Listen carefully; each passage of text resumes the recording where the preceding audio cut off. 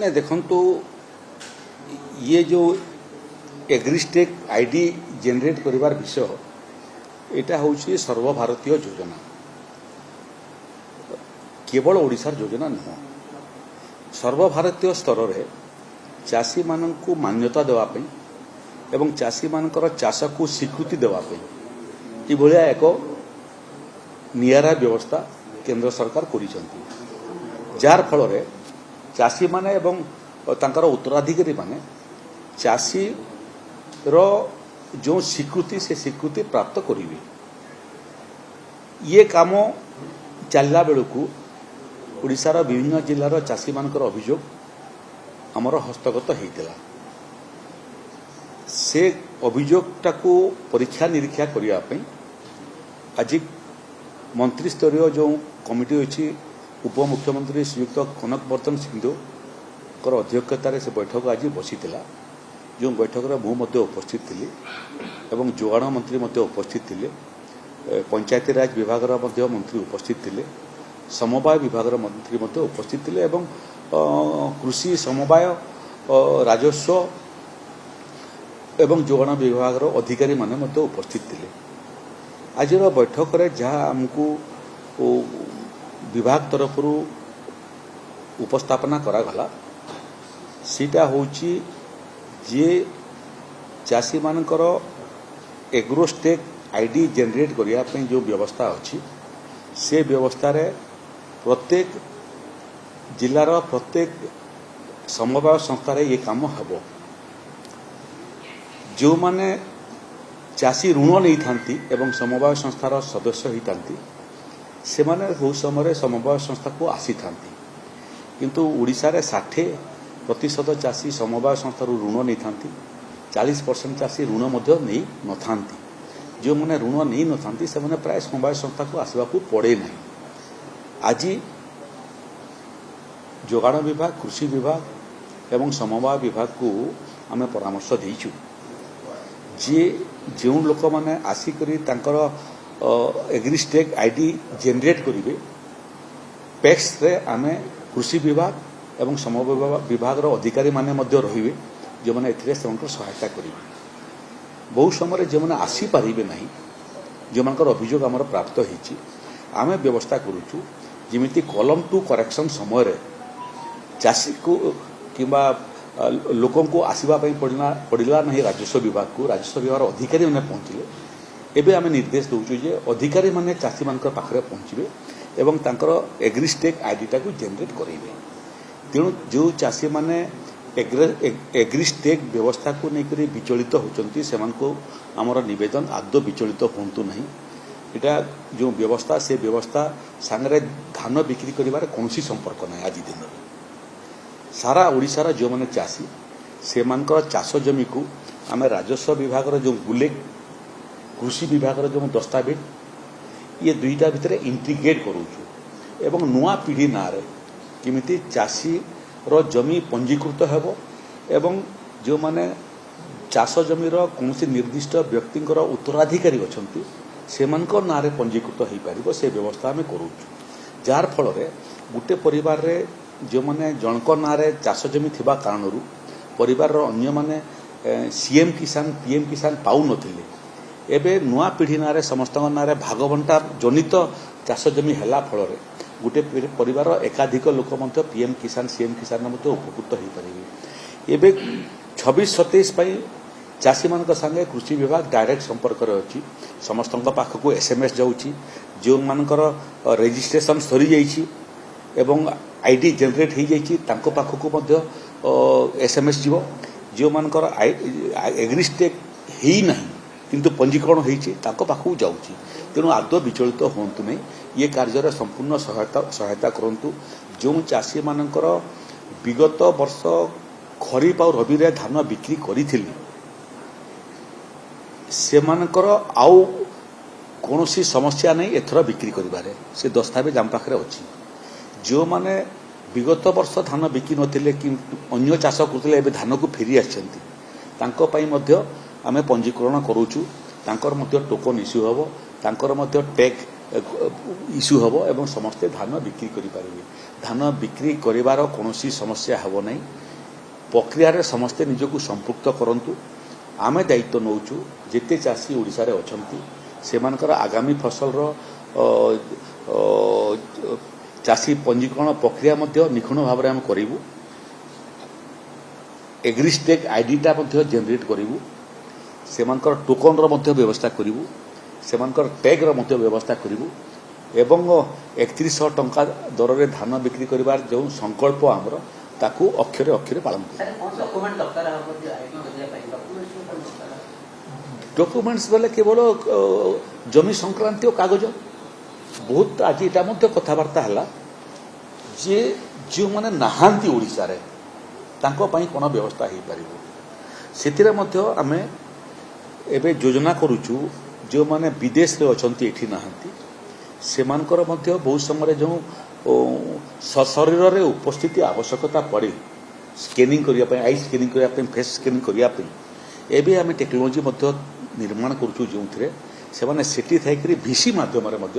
ତାଙ୍କର ପଞ୍ଜୀକରଣ ମଧ୍ୟ ହେଇଯିବ ଏବଂ ଫେସ୍ ରେକଗ୍ନିସନ୍ଟା ମଧ୍ୟ ହେଇପାରିବ। ତେଣୁ କୌଣସି ବିଷୟ ନୁହଁ, ଏଇ ସରକାର ଲୋକଙ୍କର ସମସ୍ୟାର ସମାଧାନ କରିବାର ପାଇଁ ହିଁ ଉଦ୍ଦିଷ୍ଟ। ଆଉ କୌଣସି ଛୋଟ ବଡ଼ ବିଷୟରେ ଚାଷୀମାନେ ଆଦୌ ବିଚଳିତ ହୁଅନ୍ତୁ ନାହିଁ, ବିବ୍ରତ ହୁଅନ୍ତୁ ନାହିଁ। ଆମେ ଆଜି ଯେଉଁମାନଙ୍କର ଏଗ୍ରି ଷ୍ଟେକ୍ ଆଇଡି ହେଇଯାଇଛି ତାର ସଂଖ୍ୟା ମଧ୍ୟ ଦେଖୁଥିଲୁ ବହୁତ ଉତ୍ସାହଜନକ ସଂଖ୍ୟା। 31 ତାରିଖ ପର୍ଯ୍ୟନ୍ତ ଇଏ କାମ ଅଛି। ଆବଶ୍ୟକ ପଡ଼ିଲେ 31 ତାରିଖ ଶେଷ ତାରିଖକୁ ମଧ୍ୟ ଆକୁ ବଢ଼େଇବୁ ଆମେ। ତେଣୁ ବହୁତ ବିଚଳିତ ହେବାର ଆବଶ୍ୟକତା ନାହିଁ ଏବଂ 25 ତାରିଖ ଦିନ ପୁଣି ଥରେ ଇଏ ମିଟିଂ କରିବା ପାଇଁ ମୁଁ ପରାମର୍ଶ ଦେଇଛି ଯେଉଁଥିରେ ପୁଣି ଥରେ ଆମେ ତାକୁ ଆଉ ଥରେ ସମୀକ୍ଷା କରିବୁ ଯେ କେତେ ଲୋକଙ୍କର ଏଗ୍ରିଷ୍ଟେକ୍ ଆଇଡି ଜେନେରେଟ୍ ହେଇଗଲା, କେତେ ଲୋକ ବାକି ଅଛନ୍ତି। ଯଦି ବାକି ଅଛନ୍ତି ଯେଉଁମାନେ ବାକି ଅଛନ୍ତି ତାଙ୍କ ପାଖକୁ ପ୍ରଶାସନ ପହଞ୍ଚିବ, ତାଙ୍କର ଘରେ ପହଞ୍ଚିବ ଏବଂ ଏଗ୍ରିଷ୍ଟେକ୍ ଆଇଡି ଜେନେରେଟ୍ କରିବ। ଆଉ ଯଦି ଆବଶ୍ୟକ ପଡ଼େ 31 ତାରିଖ ଆକୁ ମଧ୍ୟ ଆମେ ଏ କାମ ଚାଲୁ ରଖିବୁ। ଶେଷ ଚାଷୀ ତାର ଏଗ୍ରିଷ୍ଟେକ୍ ଆଇଡି ଜେନେରେଟ୍ ନ କଲା ପର୍ଯ୍ୟନ୍ତ ଏ କାମ ଚାଲୁ। ନାଇଁ, ଏବେ କିଛି ବାଧ୍ୟତାମୂଳକ ବିଷୟ ଆସିନାହିଁ। ଏଇଟା ଭବିଷ୍ୟତକୁ ଦେଖିକରି ଆମେ ଏଭଳିଆ ବ୍ୟବସ୍ଥା ତିଆରି କରିବା ପାଇଁ ଯାଉଛୁ ଭାରତ ସରକାରଙ୍କର ପରାମର୍ଶ କ୍ରମେ, ଯାହାର ଫଳରେ ଚାଷୀ ଯେ ଆଜି ପର୍ଯ୍ୟନ୍ତ ମଧ୍ୟ ଯେଉଁ ସ୍ୱୀକୃତି ପାଇବା କଥା ଚାଷୀ ପାଇନାହିଁ। ଥରେ ଏଗ୍ରିଷ୍ଟେକ୍ ଆଇଡି ଜେନେରେଟ୍ ହେଲେ ଯେମିତି ଆମର ଆଧାର କାର୍ଡ ଯେମିତି ସାର୍ବଜନୀନ ଭାବରେ ଆମକୁ ସାହାଯ୍ୟ କରେ ଏବଂ ଗୋଟେ ପରିଚୟ ପତ୍ର ଆମର ଠିକ୍ ସେଇଭଳିଆ ଚାଷୀମାନଙ୍କ ପାଇଁ ଆଧାର କାର୍ଡ ଭଳିଆ ଏଗ୍ରିଷ୍ଟେକ୍ ଆଇଡିଟା ସେମାନଙ୍କ ମଧ୍ୟ ପାଇଁ ସ୍ୱତନ୍ତ୍ର ପରିଚୟ ପତ୍ର ହେବ। ସେଥିରେ ସମବାୟ ସଂସ୍ଥାରୁ ଋଣ ନେଉଛନ୍ତି, ସରକାରଙ୍କଠାରୁ ବିହନ ନେଉଛନ୍ତି, ଇନପୁଟ୍ ସବସିଡି ନେଉଛନ୍ତି। ଇଏ ସମଗ୍ର ଡାଟା ଯେଉଁଟା ଗୋଟେ ଚାଷୀର ଆବଶ୍ୟକ ଥାଏ ସେଇ ଡାଟାକୁ ଏବଂ ସେଇ ସେବାକୁ ଚାଷୀ ପାଖରେ ପହଞ୍ଚିବା ପାଇଁ ସର୍ବୋତ୍ତମ ଆଇଡେଣ୍ଟିଟି କାର୍ଡ ଚାଷୀର ହେବ। ଠିକ୍ ଆଧାର କାର୍ଡ ବୋଲି ଆଜିକାଲି ଆଧାର କାର୍ଡଟା ଇଣ୍ଟିଗ୍ରେଟେଡ୍ ହେଇଗଲା। KYC ଯେଉଁ ସମୟରେ ହେଲା ମଧ୍ୟ ସେ ସମୟରେ ମଧ୍ୟ ଟିକେ ଅସୁବିଧା ସେ ସମୟରେ ଚାଷୀ ସମ୍ମୁଖୀନ ହେଲେ ତାକୁ ମଧ୍ୟ ସମାଧାନ କରାଗଲା। ଏବେ ଯେଉଁ ବ୍ୟବସ୍ଥା କରାହେଉଛି ବ୍ୟବସ୍ଥା ସାଙ୍ଗେ ଧାନ ବିକିବାର କୌଣସି ସମ୍ପର୍କ ନାହିଁ। ଆପଣଙ୍କର ଯେଉଁମାନଙ୍କର ପଞ୍ଜୀକରଣ କାମ ମୋଟାମୋଟି ସରିଗଲାଣି। ଯେଉଁ ଚାଷୀମାନେ ଗତ ବର୍ଷ ବିକିଥିଲେ ଏ ବର୍ଷ ବିକିବେ ନାହିଁ କି ତାଙ୍କର ଟୋକନ ଆସିବ ନାହିଁ କି? ବିଷୟ ହେଉଛି ଯେ ଯେଉଁ ବ୍ୟବସ୍ଥା ଥିଲା ସେ ବ୍ୟବସ୍ଥା କେମିତି ଆହୁରି ଶାଣିତ ହେବ, ଚାଷୀ ତାର ଅଧିକାର ନିଖୁଣ ଭାବରେ ପାଇବ ଏବଂ ତାର ଗୋଟେ ଆଇଡେଣ୍ଟିଟି କାର୍ଡରେ ତାର ସମସ୍ତ କାର୍ଯ୍ୟକଳାପର ଡାଟାବେସ୍ ରହିବ। ସେଥିପାଇଁ ଏ କାମ କରାଯାଏ।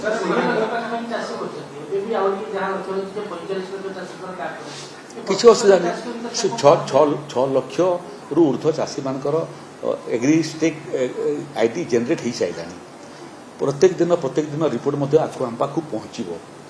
25 ତାରିଖ ବେଳକୁ 26 ତାରିଖ ବେଳକୁ କେତେଟା ଆଇଡି ଷ୍ଟେକ୍ ହେଲା ଆମେ ଜାଣି ପକେଇବୁ। 31 ତାରିଖ ଶେଷ ତାରିଖ ଅଛି।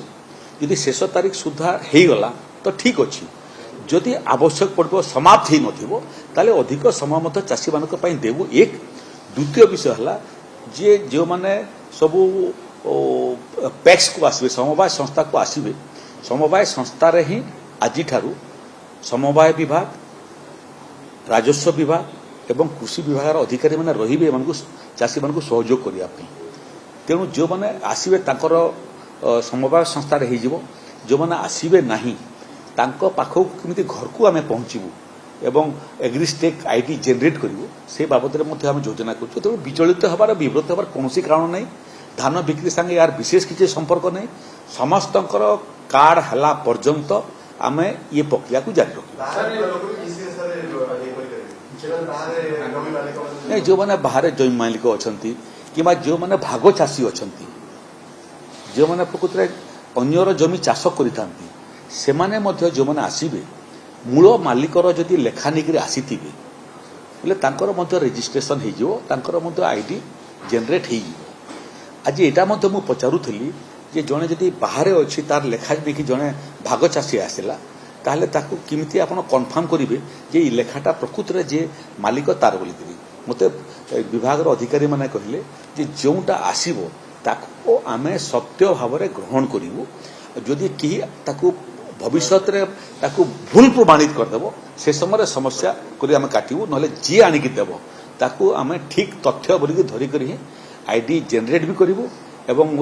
पंजीकरण भी करूँ एवं टोकन इश्यू करूँ टैग इश्यू करूँ एवं धान 3100 टंकार किनिबार जो प्रक्रिया ताकू जारी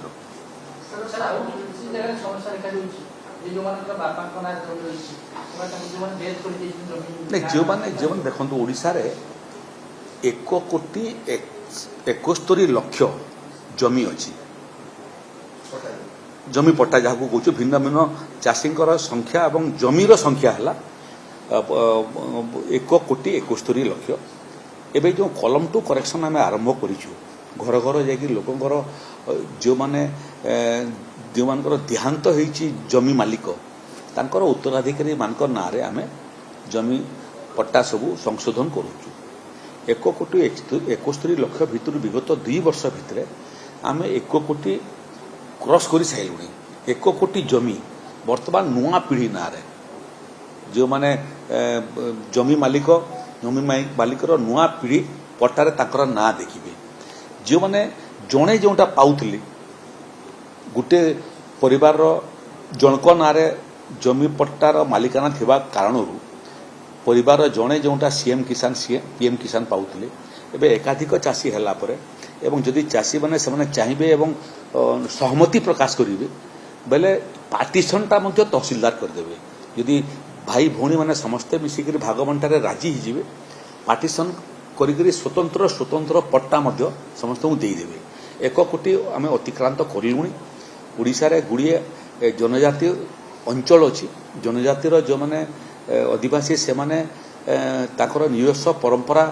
माध्यम इनहेरिटेन्स होता है उत्तराधिकारी स्वत्वटा ताकर निजस्व संस्कृति एवं परंपरा अनुसार होता है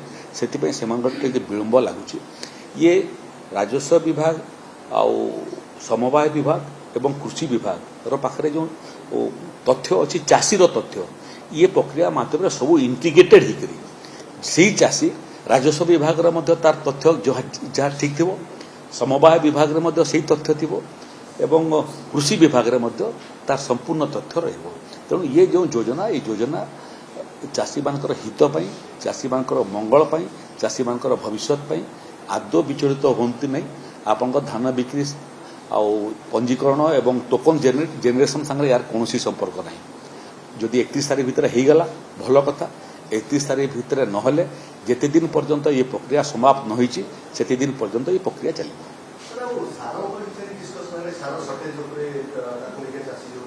सार सर्टेज किसी जगार अभियोग आसी आपन जो आईडी कार्ड कहते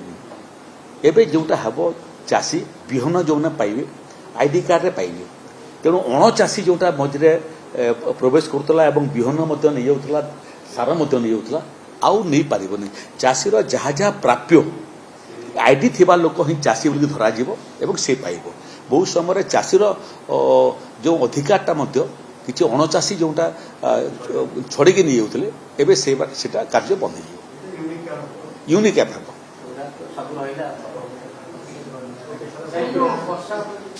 वर्षा कौन अच्छे न्यूज नहीं